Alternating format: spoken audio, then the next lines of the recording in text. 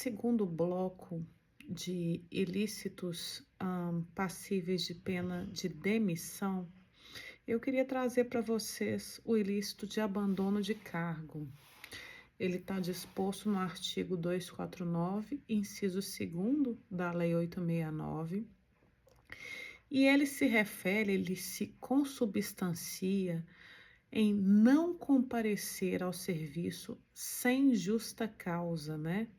Por mais de 30 dias consecutivos ou mais de 90 dias intercalados no ano civil. É importante lembrar aqui que esse ilícito administrativo, para que ele seja concretizado, ele precisa da vontade de abandonar o cargo por parte do servidor.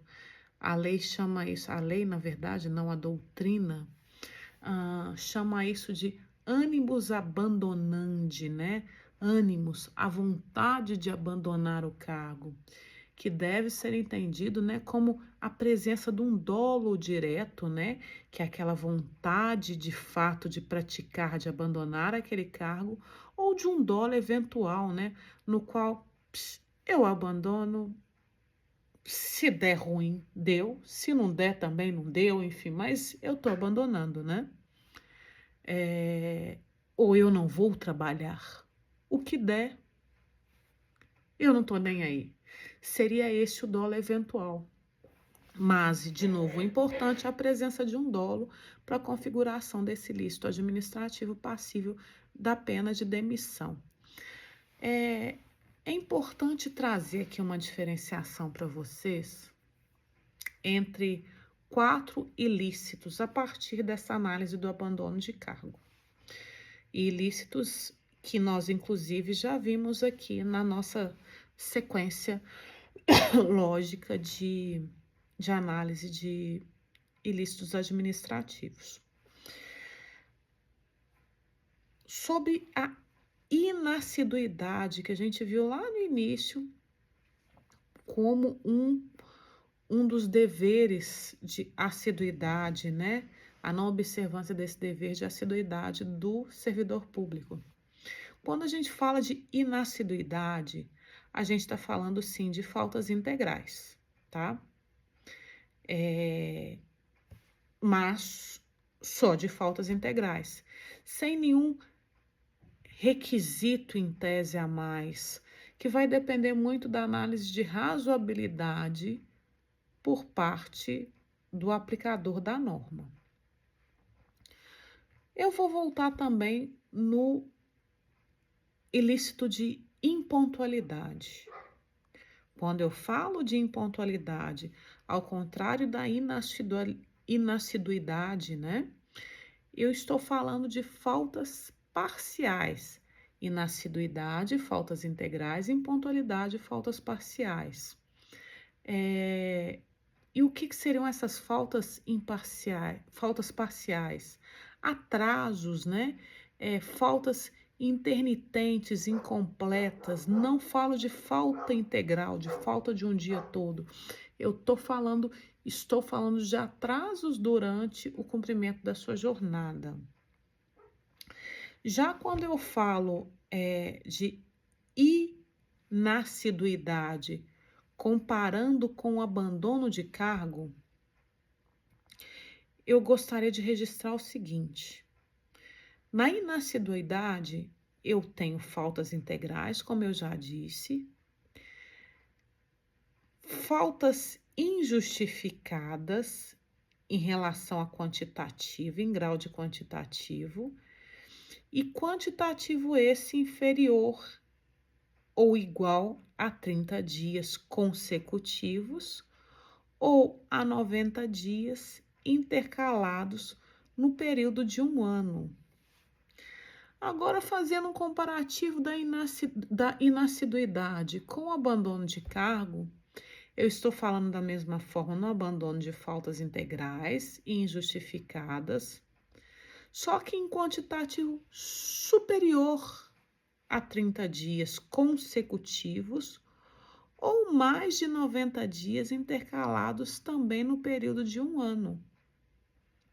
E essa é a pega da diferença entre esses quatro ilícitos. Inassiduidade, comparando com impontualidade, na inassiduidade eu tenho faltas integrais, dias inteiros faltosos. Impontualidade eu tenho parcela de dias, eu tenho atrasos. E na assiduidade com abandono de cargo, eu vou ter faltas integrais injustificadas da mesma forma na inassiduidade, só que em período inferior ou igual a 30 dias consecutivos ou 90 dias intercalados. Já no abandono de cargo, eu vou ter um quantitativo da mesma forma, falta integral injustificada, mas em quantitativo superior a 30 dias consecutivos ou mais de 90 dias intercalados no período de um ano. Agora eu vou tratar do ilícito de aplicar indevidamente dinheiros públicos, que está no artigo 249, inciso 3º da 869. Esse ilícito ele vem consistir em uma falta de zelo na administração dos recursos públicos, especialmente quanto à economia desses recursos, né? Princípio da economicidade, princípio de extrema importância da administração pública, ou seu emprego de forma perdulária ou desnecessária, né? Então, se a falta foi ocasionada, a irregularidade foi ocasionada por uma necessidade própria da administração pública, acarreta por um estado de necessidade. A gente vê aí a presença de um estado de necessidade na administração. E o servidor público que, no interesse público, aplicar de forma diversa aquela destinação que é prescrita por norma,